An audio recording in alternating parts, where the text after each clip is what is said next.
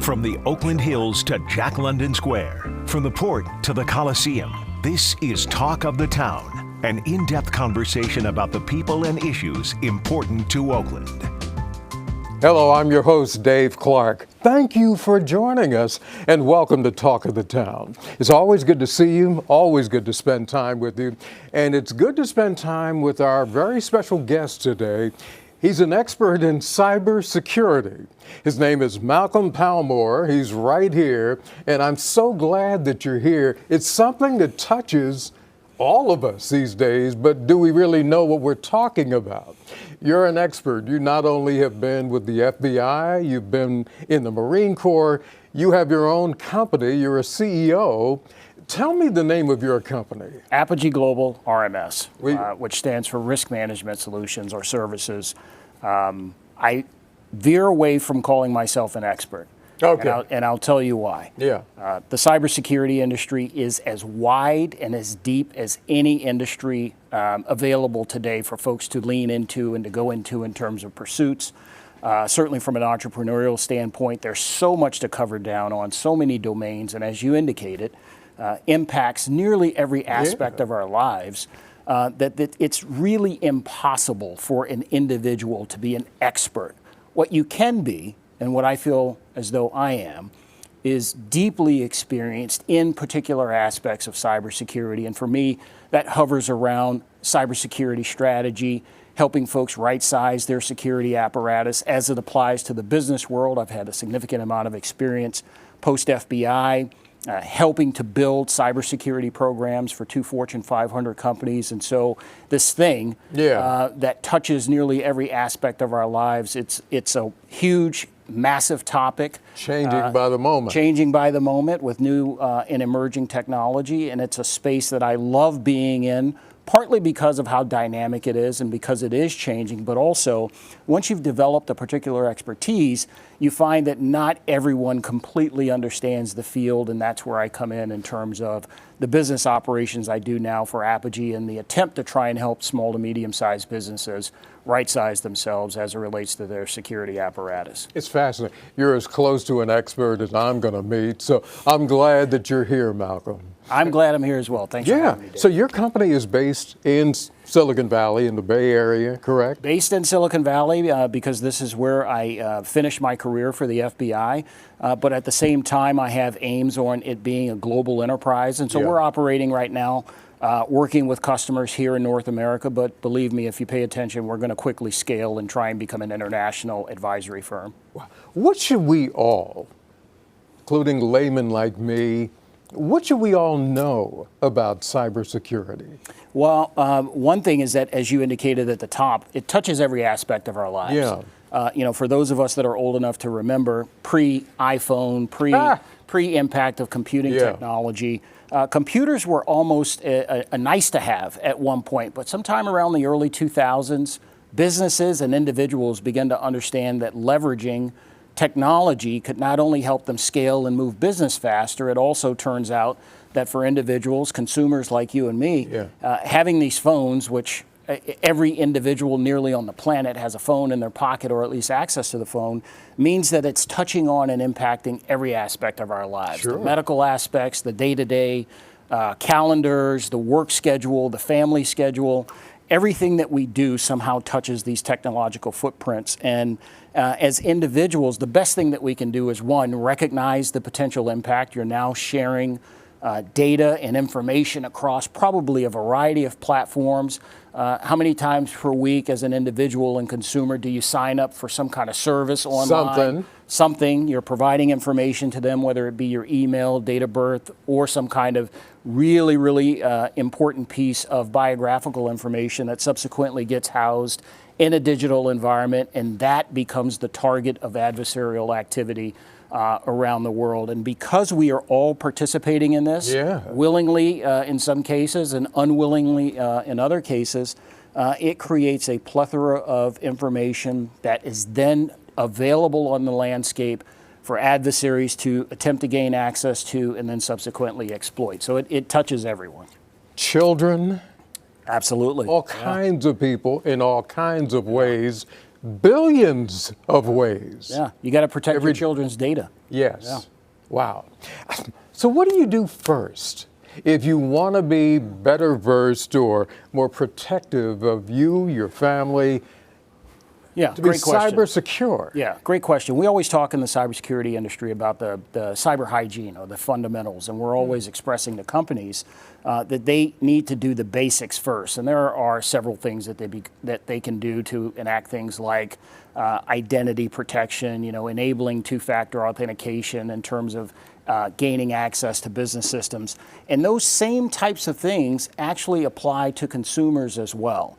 I would highly recommend to anyone, whether you're using Office 365 or Google Workspace, enable two-factor authentication. Make sure that your email is protected. That's the place where you do most of your interaction at a distance with people. And as long as you can sort of pay attention to the fundamental protections, you are in all likelihood more secure than you would be otherwise. Doesn't mean it's 100%.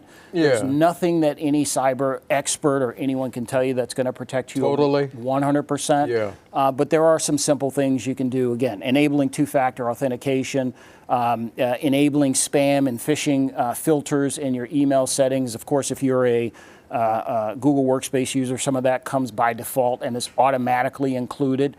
Companies like Google, and as you indicate, I worked for Google for a number of years as a cybersecurity executive, so I know a little bit more about their platform than, say, the competition out there. But certain things are enabled by default, and they offer certain protections for you. Never turn off those protections. Those protections are there specifically to protect consumers, consumer data, and your personal information. And so by doing the basics, sometimes you can take yourself off of the playing field. The analogy that folks like to use in the cybersecurity industry is the analogy of the unlocked door. If you have locks, if you have the alarms, what's the use in having them if you're not actually enacting them or engaging them? Because what an adversary does, they're checking for the unlocked door. They're checking for anything that represents an easy opportunity. When I was in the FBI, I used to frequently say that adversaries are experts at return on investment. In other words, they know exactly how much time to apply to a particular target, what exploits to use that are going to give them the highest rate of return.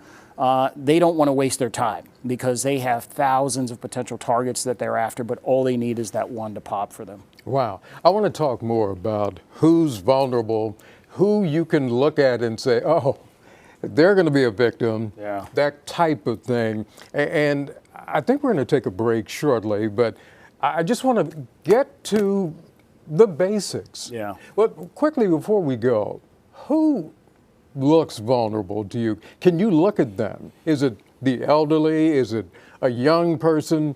Is it, what's the profile? Yeah, so the profile for consumers is, you were touching on it, oftentimes elderly folks who are in essence kind of forced to adopt these technologies and utilize them, oftentimes find themselves victims of potential fraudulent activity. Anything that, again, that requires very little uplift on behalf of the adversary ultimately may result in a consumer being impacted. Who looks vulnerable from the company standpoint, to be quite honest, luckily there's enough information now compiled over decade plus years. We know the industries that are heavily targeted: financial services, public sector, healthcare, oftentimes are the top 3 industries that are targeted by cybersecurity adversaries or cyber adversaries. And particularly, and the reason that I started my company is that the small to medium-sized business market, who oftentimes have to compete with and protect themselves the same as the big companies with deep pockets, these are the folks who oftentimes are the targets, because the vast majority of businesses are small to medium-sized businesses, and we particularly are trying to help that particular market space because oftentimes they don't have the resources to be able to scale to the challenge. Malcolm Palmore, how scared should we be, or should we be scared? I don't like using the term. You don't like that term? The term scared. This isn't something to be fearful about. It's something to be knowledgeable about. And when you have the knowledge, you can take the steps necessary to protect yourself. Again, you heighten the chances of being taken off the board, if you will, to use that analogy, as a potential pawn in this sort of game of chance. Do the basics. Stick to them. Make them a part of your workflows and how it is that you utilize this technology. Adopt those default settings and the security protections that these technology companies bake into their products. You know, when you get an update, an operating system update for your phone, put it on. Install the updates. Like there's a reason why they're providing these updates, and oftentimes it's because they have found security flaws in the operating system that need to be closed down. I used to be hesitant about that. Yeah, a lot of people See, are. A lot of people are. What are they telling me to put on my phone now? But that's one of the simple things. Okay, well, hold that thought. We're going to talk more about it. Our guest is Malcolm Palmore. His company is Apogee, a former FBI agent and a U.S. Marine. We'll talk about that as well. But we'll be back in just a moment right here on Talk of the Town.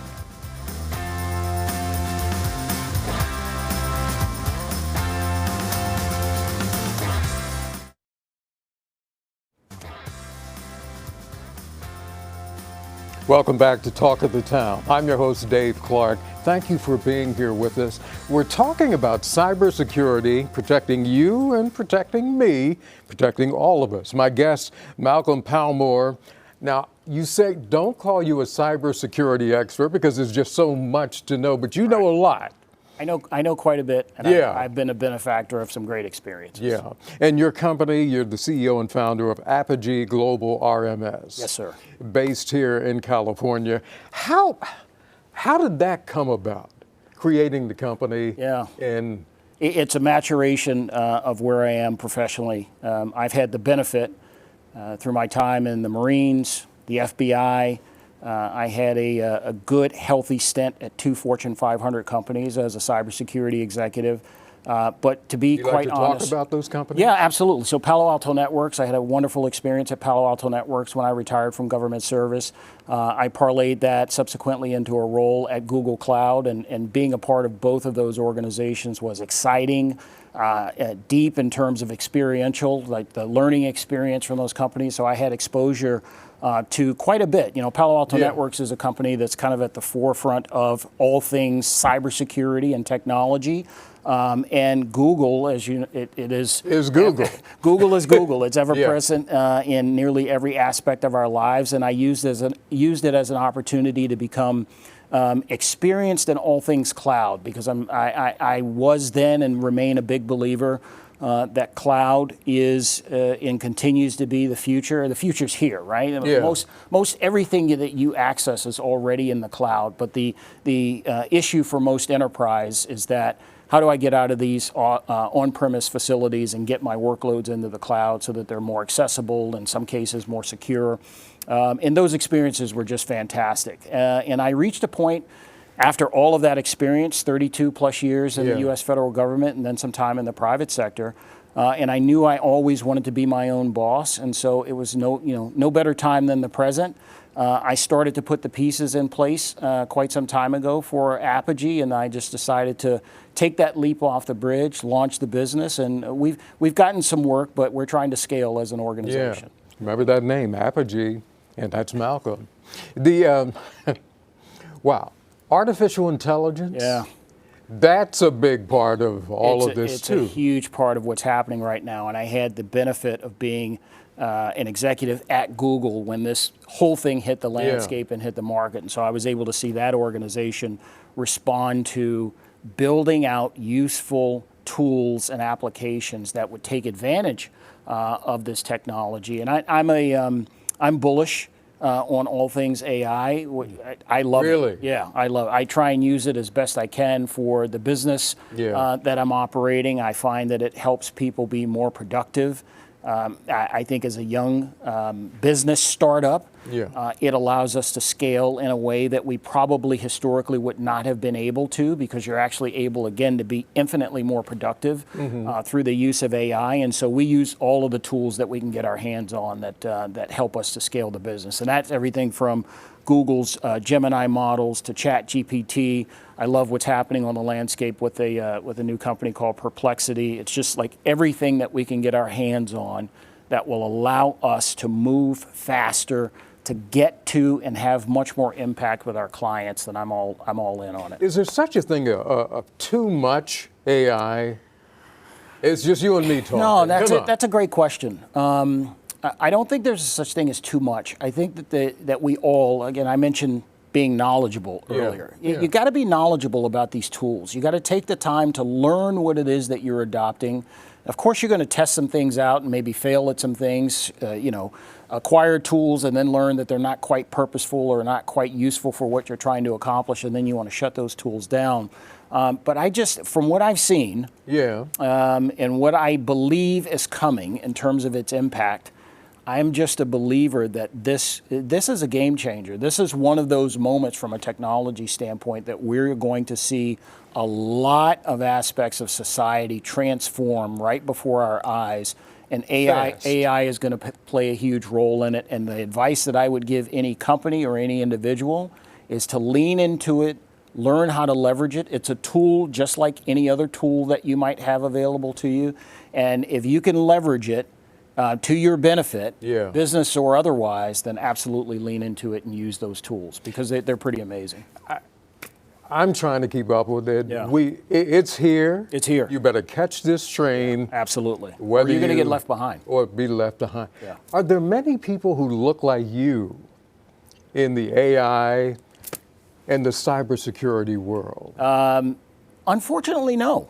I will tell you that unless I have my facts wrong, I think I was among the first, maybe even the first executive, black executive at Palo Alto Networks.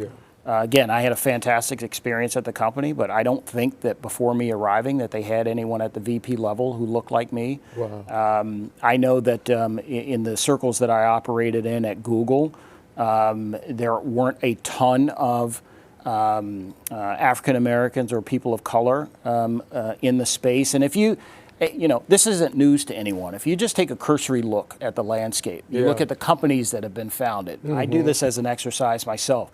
You go to the leadership of those companies and the folks who are out there raising money, the folks who are engaged in building things, and oftentimes there is an absence of women and people of color in those circles.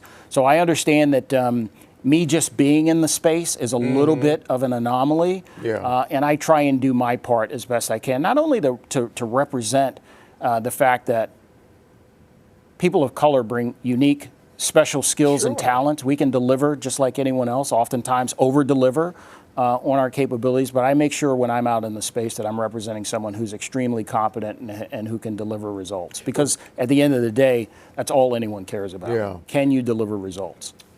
The day I met you at the home of one of the legends of Silicon Valley, Ken Coleman. Ken Coleman, and he is someone that I still look up to, and I'm sure you do as well. Absolutely, absolutely. Respect for Ken and what he has done in Silicon Valley in attracting people of color into Silicon Valley and promoting them, getting them going. Yeah, he's a great example, I think, of someone who lives and breathes sort of this mantra of helping others. And that's what, from day one, from my introduction to him till today, that's something I want to emulate. You know, when you see that in someone who's achieved the level of success that he's achieved, and he still makes it a priority to help others up the ladder, you can't get more inspirational than that. Ken, his wife Coretha, Roy Clay, and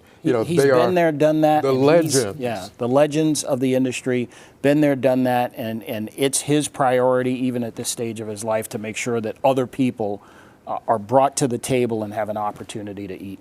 And do you teach younger people or younger executives what it is that you know about cybersecurity and all of that, or do you wait for them to come to you, or what? Yeah, I spent a lot of time and have spent quite a bit of my personal time over the past few years basically enjoying calls, conversations, outreach by folks trying to come up in the industry. The previous 2 years, I actually led a nonprofit in the cybersecurity space called Cybersecurity. Cybersecurity had been around for the better part of a decade plus. It was founded by a couple of black men who were security experts, if you will, in the industry, who didn't see enough folks or people of color and decided to start this organization to help people of color basically understand that this opportunity was available and to help put the tools in place in order for people to get those opportunities. So I had an opportunity to lead the organization for a little over 2 years. And the time is spent specifically in that nonprofit space trying to make folks aware that this opportunity is out there. Encouraging them to dive into the space. I was, of course, as a leader of a nonprofit, raising money in support of that issue, and explaining to folks that we're not just bringing folks to the table because, hey, they're great compensation and this is a booming field. There's a lot of hard work and learning involved, but once you've learned those things and you begin to build on it, people can't take that away from you, and you find yourself thriving in this industry, which I had the benefit of doing. I switched into cybersecurity lanes while I was still an FBI agent, and at the time, the FBI fully supported the educational process and paid for me to take courses, take classes on cybersecurity, and then there was the practical experience of the real work that was just laid out in front of me. And so I try and give some of that back. And have conversations and encourage people to test this field out because it can be extremely rewarding. And you're a role model in a lot of ways. Our guest is Malcolm Palmore. His company is Apogee Global RMS. We're talking about cybersecurity.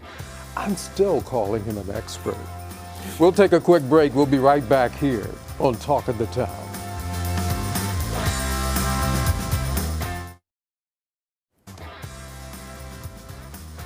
Welcome back to Talk of the Town. I'm your host, Dave Clark. As we wind down, I'm talking to a man I refer to as my cybersecurity expert. He's mine anyway. Malcolm, thank you for being here. You have a wonderful family. Thanks, Dave. Wife, 3 kids. Tell me about them briefly. So my wife and I are both retired special agents from the FBI. We met while we were young agents in the Los Angeles division. We have 3 children, one of whom recently graduated from USC with a degree in journalism. He just started his career with the NFL. How about that? Yeah, this week, in fact. Is that right? And then my middle son, Nathan, will be starting his sophomore year at UC Santa Cruz, and then we have a younger daughter at home who's in middle school. Yeah, I know that makes you proud. Absolutely. Absolutely. There are a lot of things that make you proud, but you're also an advisor as well. Tell me about that. Yeah, I get an opportunity to advise companies and boards of directors, especially in the startup space. My experiences in the technology realm are particularly valuable to young companies that are trying to get their legs underneath of them and understand how to place not only their products, but from a strategic standpoint, build their companies, especially the security components of their companies. And so the sweet spot for me is being able to get in at the ground level, help a company build out its security apparatus, but also be in a position to provide some advisory work around how best to target particular business verticals. Obviously, having come from the public sector, the U.S. public sector, that becomes a bit of a main focus for what we do at Apogee, but we are agnostic to business verticals and industries and try and help anyone that's interested in our experience and capabilities. Are smaller companies, are they receptive to having somebody like you? Yeah, they are. Okay. They are, but we're always fighting for dollars, right? In the small to medium-sized business space, they don't oftentimes think of themselves as, hey, we need to go out and get a consultant or an advisor to do this, because that's extra money then has to come off of the operating budgets or product building budgets. Right. But it's a necessity. Sure. I think in order for small to medium-sized businesses to be able to scale and operate at the level of enterprise, they have to form partnerships, and oftentimes that means bringing in external advisors to help them grow. Well, you are one of the best. I appreciate and I don't it. have any problem saying that. I appreciate it. Our guest has been Malcolm Palmore. He is a very smart man. His company is Apogee Global RMS. I'm going to say it's one of the best companies in Silicon Valley when it comes to cybersecurity. I appreciate it. I'm proud to know you, proud to have you here, and I thank you for joining us. We'll see you next time, right here on Talk of the Town.